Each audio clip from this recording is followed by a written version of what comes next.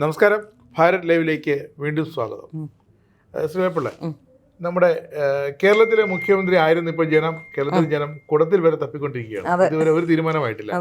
പിള്ള മുഖ്യമന്ത്രി എവിടെ ആരെന്ന് ചോദിക്കുമ്പോൾ പറയുന്നത് ഫ്ലക്സ് മാറ്റൂ, പോസ്റ്റർ മാറ്റൂ, നാവടക്കൂ, അല്ലെ വായടക്കൂ എന്നൊക്കെയാണ് പറയുന്നത്. അപ്പോൾ അത് വലിയ അവസ്ഥ. ഭരണത്തിൽ വന്നാൽ ഏതാണ്ട് 10 മിനിറ്റിനകം മുഖ്യമന്ത്രി പ്രഖ്യാപിക്കുന്നതാണ് നേരത്തെ അവകാശം. അതേ ടീമാണ്. അതെനിക്ക് തോന്നുന്നു വി.ഡി. സതീശൻ സ്വയം പ്രഖ്യാപിക്കാമെന്നായിരുന്നിരിക്കും. അതെ അതെ, അങ്ങനെ അതാണ് വി.ഡി. സതീശനാണ് പ്രഖ്യാപിക്കുമെന്ന് മന്ത്രിമാർ വരെ ഏതാണ്ടൊക്കെ ഫിക്സ്ഡ് ആയിരുന്നു. അല്ലെങ്കിൽ മന്ത്രിമാർ എന്ന് മീൻസ് പേരല്ല, ഏതൊക്കെ കമ്മ്യൂണിറ്റിക്ക് മുസ്ലിം ലീഗിന്റെ വക എത്ര മന്ത്രിമാർ, അല്ലെങ്കിൽ കോൺഗ്രസിനുള്ളിലെ മുസ്ലിം മന്ത്രിമാർ എത്ര പേര് വേണം, ക്രിസ്ത്യൻ വിഭാഗത്തിലെ മന്ത്രിമാർ എത്ര പേര് വേണം, അതൊക്കെ നായർ മന്ത്രിമാർ എത്ര, അതൊക്കെ വല്ല ഫിക്സ് ചെയ്ത് എല്ലാം മറ്റേ ഇനം തിരിച്ചു. പക്ഷെ പെട്ടെന്നാണ് മുഖ്യമന്ത്രിയുടെ കാര്യത്തിൽ ഒരു ട്വിസ്റ്റ് ഉണ്ടായത്. അതെ, ഇനിയിപ്പോ എല്ലാം ഒന്നേന്ന് എന്താണ് സംഭവിക്കുന്നത് ഇതുവരെ 90% എനിക്ക് തോന്നുന്നു കെ സി വേണുഗോപാലാണ് സാധ്യത. കാരണം കഴിഞ്ഞ ദിവസം ഖാർഗെയുടെ വീട്ടിൽ നിന്ന് വൈകുന്നേരം ഇറങ്ങി വന്നിട്ട് ചിരിച്ചുകൊണ്ട് വന്ന കെ സി മാത്രമായിരുന്നു. വളരെ വിഷമിച്ചാണ് രണ്ടുപേരും. കെ സി ചിരിച്ചുകൊണ്ട് വന്നപ്പോൾ പ്രഖ്യാപിക്കുമെന്നാ പറയുന്നത്. ഇനി പ്രഖ്യാപിക്കാൻ പറ്റുമെന്ന് അറിയില്ല. അത് വൈകും എന്ന് പറയുന്നു. 3 മണിക്കൂർ സസ്പെൻസ് കൊണ്ടുപോയിട്ട് ഇവർക്ക് എന്തോ ഒരു ലക്ഷ്യമുണ്ട്, രാഷ്ട്രീയ ലക്ഷ്യമുണ്ട്. ഈ സസ്പെൻസ് മുന്നോട്ട് കൊണ്ടുപോയിട്ട് പ്രത്യേകിച്ച് ജനങ്ങൾക്കിടയിൽ ഒരു ഓളം ഉണ്ടാക്കാനല്ല. കാരണം ഓളം ഉണ്ടായി കഴിഞ്ഞു, തരംഗത്തിൽ ജയിച്ചു. പക്ഷെ പശ്ചിമ ബംഗാളിന്റെ പേര് ഇപ്പോൾ മാറ്റിയിരിക്കുകയാണ്, പശ്ചിമ ജനാധിപത്യ ബംഗാൾ. കാരണം എന്ന് ബി ജെ പിക്ക് 3-2 ഭൂരിപക്ഷം കിട്ടിയോ അന്ന് 50ഓളം CPM-ന്റെ പാർട്ടി ഓഫീസുകൾ വീണ്ടും അവർ തുറന്നു. 15 വർഷത്തിന് ശേഷം മമതയുടെ തൃണമൂലുകാർ അടച്ചുപൂട്ടി മുദ്ര വെച്ച സീൽ ചെയ്ത. അതെ, പിന്നാലെ കോൺഗ്രസ്സുകാരും തുറന്നു. അപ്പോൾ ഏറ്റവും വലിയ നേട്ടമുണ്ടായിരിക്കുന്നത് അവിടെ ജനാധിപത്യം പുലർന്നു തുടങ്ങി, അല്ലേ? അതെ അതെ, തീർച്ചയായും. എപ്പോഴും ഈ CPM എപ്പോഴും ഫാസിസ്റ്റുകൾ എന്നാണ് സംഘപരിവാറിനെയും BJP ഒക്കെ ആക്ഷേപിക്കുന്നത്. പക്ഷേ ഈ ഫാസിസ്റ്റുകൾ വരേണ്ടി വന്നു എന്നുള്ളതാണ്. 15 വർഷങ്ങൾക്ക് ശേഷം അവരുടെ പാർട്ടി ഓഫീസുകൾ അവരുടെ തന്നെ അസറ്റായിരുന്നു. അവരുടെ തന്നെ പാർട്ടി ഓഫീസുകൾ അവർക്ക് തുറക്കാൻ 15 വർഷം വേണ്ടി വന്നു എന്നുള്ളതാണ്. എന്നിട്ടും കേരളത്തിലെ ചിലർ മമതയ്ക്ക് വേണ്ടി കരയുന്നത് കാണുമ്പോൾ അതിശയം തോന്നും. കാരണം കഴിഞ്ഞ 15 വർഷം CPM-ന് എന്താണ് അവിടെ സംഭവിച്ചതെന്ന് CPM-ന് അറിയാം. അവിടുത്തെ കോൺഗ്രസ്സുകാർക്ക് എന്താ സംഭവിച്ചത് അവിടെ അവർക്കറിയാം. മമത അവിടെ അധികാരത്തിൽ വന്ന ശേഷം അവിടെ കാട്ടിക്കൂട്ടിയ പ്രശ്നങ്ങൾ എന്തൊക്കെയായിരുന്നു എന്ന് അറിയാം. സത്യത്തിൽ അവിടുത്തെ പോലീസുകാരടക്കമുള്ളവർ മമതാ ബാനർജി പോയതിൻ്റെ പിന്നാലെ ഡാൻസ് കളിക്കുന്ന വീഡിയോ പുറത്തു വരുമ്പോൾ കഴിഞ്ഞ 15 വർഷം അവിടുത്തെ പോലീസ് ഉദ്യോഗസ്ഥരടക്കം എന്താണ് അനുഭവിച്ചുകൊണ്ടിരുന്നതിൻ്റെ ഒരു നേർസാക്ഷ്യം കൂടിയാവുകയാണ് എന്നുള്ളതാണ്. ഇപ്പോൾ സത്യം പറഞ്ഞാൽ CPM-നെ സംബന്ധിച്ചിടത്തോളം ബംഗാളിൽ സുവർണ്ണ കാലഘട്ടമാണെന്നാണ് മനസ്സിലാക്കാൻ സാധിക്കുന്നത്. കാരണം മൊത്തത്തിൽ എവിടെയും ഒന്നും ഇല്ലാതിരിക്കുന്ന അവസ്ഥയിൽ എവിടെയെങ്കിലും ഒരു 5 സീറ്റൊക്കെ ഒപ്പിക്കാൻ അടുത്ത തെരഞ്ഞെടുപ്പിലെങ്കിലും കഴിയുന്ന ഒരു സ്ഥലമായി ഒരുപക്ഷെ ബംഗാൾ അവർക്ക് കുറച്ചെങ്കിലും തിരിച്ചു പിടിക്കാൻ സാധിച്ചേക്കും എന്നാണ് തോന്നുന്നത്. അതിന് കാരണമായത് സത്യത്തിൽ BJP ആണ്. കാരണം ഏതാണ്ട് 550ഓളം പാർട്ടി ഓഫീസുകൾ ഇപ്പോൾ തുറന്നിരിക്കുന്നു. അതുമാത്രമല്ല, സുവേന്ദു അധികാരി ഇപ്പോൾ വന്നിരിക്കുന്നു. സുവേന്ദു അധികാരി മുഖ്യമന്ത്രിയാകുന്ന ആ പരിപാടിയുടെ ഫുൾ പേജ് പരസ്യം അവരുടെ പത്രങ്ങളിലടക്കം അടിച്ചു വന്നിരിക്കുന്നു എന്നുള്ളതാണ്. അവിടുത്തെ മുഖപത്രം, അവരുടെ മുഖപത്രത്തിലടക്കം വലിയ പ്രാധാന്യത്തോടെ, ഗണശക്തി എന്നാണ് അവരുടെ മുഖപത്രത്തിന്റെ പേര്, ആ വലിയ പ്രാധാന്യത്തോടെ അവിടെ ഫുൾ പരസ്യം അടക്കം. അതായത് 15 വർഷങ്ങൾക്ക് ശേഷം ആദ്യമായാണ് ആ മുഖപത്രത്തിൻ്റെ ഒരു പരസ്യം അവിടെ ലഭിക്കുക എന്നുള്ളത്.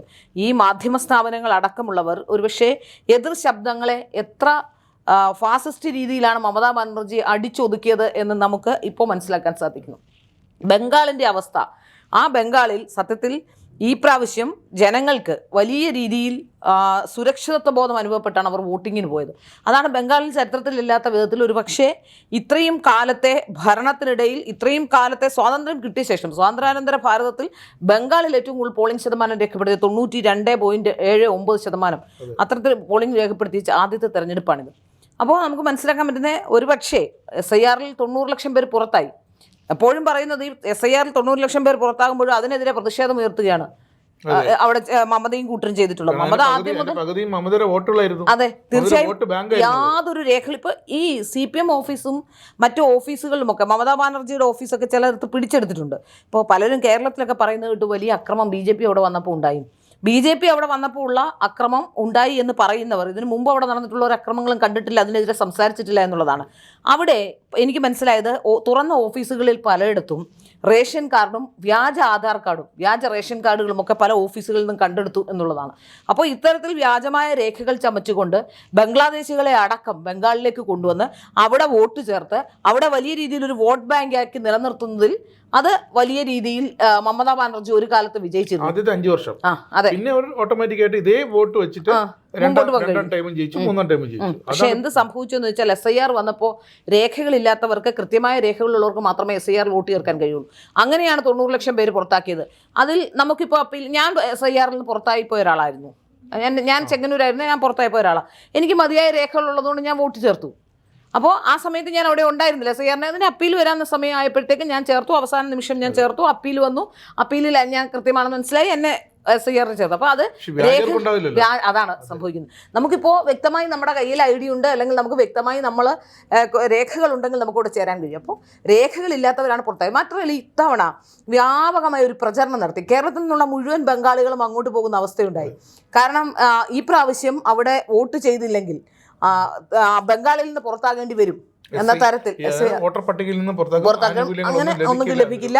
ഒരു പക്ഷെ ബംഗാളിൽ നിന്ന് പലായനം ചെയ്യേണ്ടി വരുന്ന തരത്തിലുള്ള ചില വാദങ്ങളൊക്കെ മമതാ ബാനർജി അതുകൊണ്ടാണ് യഥാർത്ഥ ബംഗാളികൾ ചെന്ന് വോട്ട് ചെയ്തത്. അതെ, തീർച്ചയായും മമതയ്ക്ക് വിനയായി. അതെ, യഥാർത്ഥ ബംഗാളികൾ അവിടെ വന്നു, ബംഗാളി വോട്ടർമാർ ഇവിടെ നിന്ന് ബസ് പിടിച്ച് അവിടെ ചെന്ന് വോട്ട് ചെയ്തു. സത്യത്തിൽ ബംഗാളിനെ തിരിച്ചെടുക്കേണ്ടത് വലിയ ആവശ്യമാണ്. നമുക്കറിയാം, ബങ്കിം ചന്ദ്ര ചാറ്റർജി അടക്കമുള്ള സാംസ്കാരികമായി ഏറ്റവും കൂടുതൽ ഉന്നമനമുള്ള ഒരു സ്റ്റേറ്റ് ആയിരുന്നു. ആ സ്റ്റേറ്റിനെ ഈ ലെവലിലേക്ക് അക്രമ രാഷ്ട്രീയത്തിന്റെ രീതിയിലേക്ക് പരീക്ഷ കിട്ടുന്നു. അപ്പൊ അതുകൊണ്ട് തന്നെ നമുക്ക് മനസ്സിലാക്കാൻ സാധിക്കുന്ന ഒരു കാര്യം, ഇപ്പോൾ CPM-നെ സംബന്ധിച്ചിടത്തോളം CPM-നോട് പ്രവർത്തിക്കാനുള്ള സ്വാതന്ത്ര്യം കിട്ടിയിരിക്കുന്നു. 15 വർഷമായി തുടച്ചു നീക്കപ്പെട്ട ഒരു സ്ഥലത്തേക്ക് നിങ്ങൾക്ക് റീ എൻട്രിക്കുള്ളൊരു സംവിധാനമാണ്.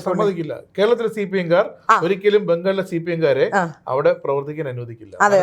അവർക്ക് അവരെ ജീവിക്കാൻ ഇവർ സമ്മതിക്കില്ല. ഇനിയിപ്പോ നോക്കി, ഇവർക്ക് കേരളത്തിലെ CPM-കാർക്ക് ത്രിപുരയിൽ പോലും ചെന്ന് കയറാൻ പറ്റില്ല. ഇനിയിപ്പോ പണ്ട് ബേബി CPM എന്നൊക്കെ പറയും. പണ്ട് ഞങ്ങൾ ബംഗാളിൽ, ഇപ്പോഴും ബേബി സഖാവ് പറഞ്ഞു, ബംഗാളിൽ ഞങ്ങൾ അന്ന് പോയപ്പോൾ ബംഗാൾ. ഇനി നോക്കിക്കോളൂ, ഇനി ഇവരെല്ലാം ഈ ടൂർ പോകുന്നത് ബംഗാളിലേക്ക്. കാരണം ഇവിടെ നിന്ന് ബംഗാൾ പഠിക്കാൻ. കാരണം ബംഗാളിനെ വളർത്താനായിട്ടൊരു ഇതുണ്ടാകും. ബംഗാളിലെ CPM തലപൊക്കിയിട്ടുണ്ടെങ്കിൽ ഇവിടുന്ന് ഇവർ വളർത്താൻ ചെല്ലും. അറിയാമല്ലോ, പിന്നീട് നമ്മൾ ജനം മൊത്തം, പാർട്ടി അണികൾ മൊത്തം ഈ ബംഗാൾ കഥകൾ കേൾക്കേണ്ടി. കാരണം അവര് ഇപ്പൊ CPM പോയെങ്കിലും ഒരു പ്രശ്നം എന്ന് വെച്ചാൽ ബംഗാളും ത്രിപുരയും ആകെ ഇവർക്കുണ്ടായിരുന്ന സ്റ്റേറ്റുകളായ പശ്ചിമ ബംഗാളും ത്രിപുരയും കേരളം എല്ലാം ഒരുമിച്ച് നഷ്ടപ്പെട്ടിരിക്കുന്നു. നേരത്തെ കണ്ണിൽ ഒരു തരി ഉണ്ടെന്ന് പറഞ്ഞെങ്കിലും പിടിച്ചു നിൽക്കാൻ കഴിയും.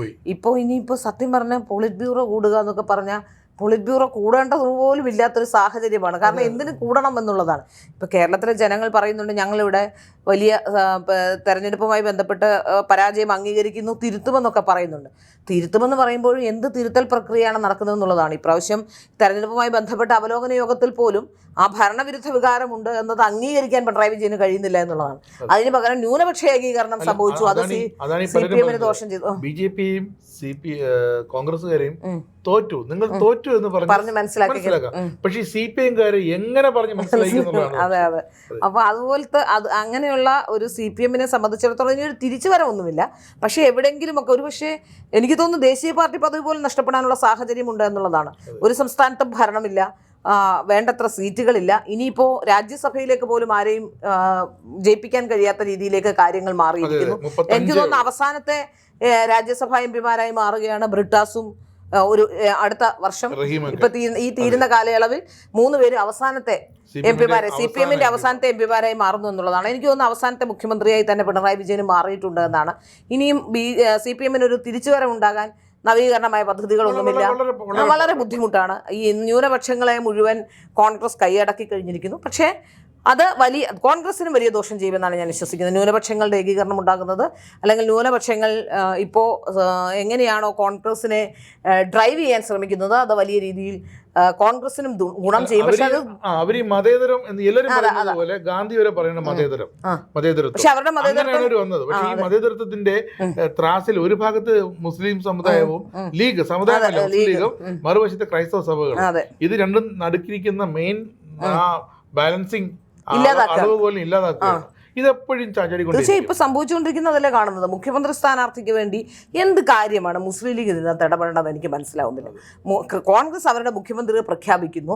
ആ മുഖ്യമന്ത്രിയോടൊപ്പം നിങ്ങൾക്ക് മന്ത്രിസ്ഥാനം വേണം, മുസ്ലിം ലീഗിന് മന്ത്രിസ്ഥാനം വേണം, അത് മനസ്സിലാക്കാം. ഇന്ന അവസരങ്ങൾ വേണം, അല്ലെങ്കിൽ ഇന്ന മന്ത്രിസ്ഥാനം ഞങ്ങൾക്ക് വേണം, ഇന്ന വകുപ്പുകൾ വേണം, അത് നമുക്ക് മനസ്സിലാക്കാം. പക്ഷെ മുഖ്യമന്ത്രി ആരാകണമെന്ന് തീരുമാനിക്കാനുള്ള മുസ്ലിം ലീഗിന്റെ അവകാശം എന്താണ്? അവർ പറയുന്നത് ഈ ഒരു അപകടാവസ്ഥയാണ് കെ കരുണാകരൻ 95-ൽ കെ കരുണാകരൻ ഇവിടെ മുഖ്യമന്ത്രി എന്നപ്പോൾ ഉണ്ടായ സംഭവത്തിൽ അന്ന് ഘടകകക്ഷികളെല്ലാം ലീഗ് അടക്കം കരുണാകരനെ അന്ന് പിന്നിൽ നിന്ന് കുത്തി. അന്ന് ഘടകകക്ഷികളുടെ ഉമ്മൻചാണ്ടിയുടെ കാലത്തും 5 മന്ത്രി വിവാദമൊക്കെ ഇവരെന്ന് മുസ്ലിം ലീഗ് എപ്പോഴും അങ്ങനെയാണ്. എപ്പോഴൊക്കെ അധികാരത്തിൽ വരാൻ സാധ്യതയാണ്. AK ആന്റണി ഒരു ന്യൂനപക്ഷ പരാമർശം നടത്തിയപ്പോൾ അവിടെ ലീഗ് കൊണ്ടിളകി. അങ്ങനെ ലീഗ് ഹൈക്കമാൻഡ് ആവശ്യപ്പെട്ടു AK ആന്റണി മാറ്റണമെന്ന്. മനസ്സോടെ ഉണ്ടെന്ന് ഹൈക്കമാൻഡ് AK മാറ്റി ഉമ്മൻചാണ്ടിയെ കൊണ്ടുവരും. അതിനുശേഷം കോൺഗ്രസ് ഉമ്മൻചാണ്ടി പറഞ്ഞാലും ഉണ്ടായിരുന്നു. പക്ഷെ അതിനുശേഷം AK മാറിക്കൊടുത്തു. പക്ഷെ വളരെ വലിയൊരു വില കൊടുക്കേണ്ടി വന്നു. ഞാൻ പറയുന്നത് സത്യത്തിൽ ഈ മുസ്ലിം ലീഗ് ഇങ്ങനെ വലിയ രീതിയിലുള്ള സമ്മർദ്ദം ചെലുത്തുന്ന BJPക്ക് നല്ലതാണ്. കാരണം ഈ ഇങ്ങനെ ഒരു ജനങ്ങൾ മനസ്സിലാക്കും ഈ ന്യൂനപക്ഷ ഏകീകരണം അവരോട് വലതുപക്ഷത്തോടുള്ള ന്യൂനപക്ഷ ഏകീകരണവും വലതുപക്ഷത്തോടുള്ള സമ്മർദ്ദവും കാരണം പല ഹിന്ദുക്കളും മാറ്റി ചിന്തിക്കേണ്ടി വരും. ഭൂരിപക്ഷ ഏകീകരണം ഉണ്ടാകും. അത് ഗുണകരമാക്കാൻ BJP അതിനുള്ള ശ്രമം ഇപ്പോഴേ ആരംഭിക്കണം. KC വേണുഗോപാലിനും BJPക്കും ഒക്കെ വ്യക്തമായിട്ട് മനസ്സിലായി. കാരണം KC വേണുഗോപാൽ വളരെ വ്യക്തമായിട്ട് ഈ ഒരു മുഖ്യമന്ത്രി ആര് എന്ന അവീര് പോലെ കുഴഞ്ഞപ്പോൾ മുഖ്യമന്ത്രി KC വേണുഗോപാൽ എന്താ പറഞ്ഞത്? ലീഗിനോട് നിങ്ങൾ ഇടപെടണ്ട, ഞങ്ങളുടെ കാര്യത്തിൽ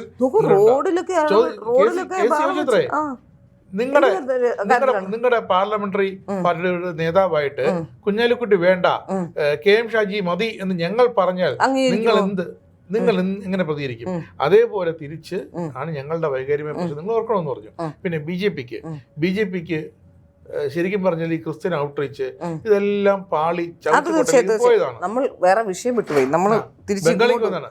പക്ഷേ ഈ BJP മനസ്സിലാക്കേണ്ടത് ഇവിടെ ഹിന്ദുത്വമാണ്. ഇത് തന്നെയാണ് സുവേന്ദു അധികാരി അവിടെ പറഞ്ഞതും.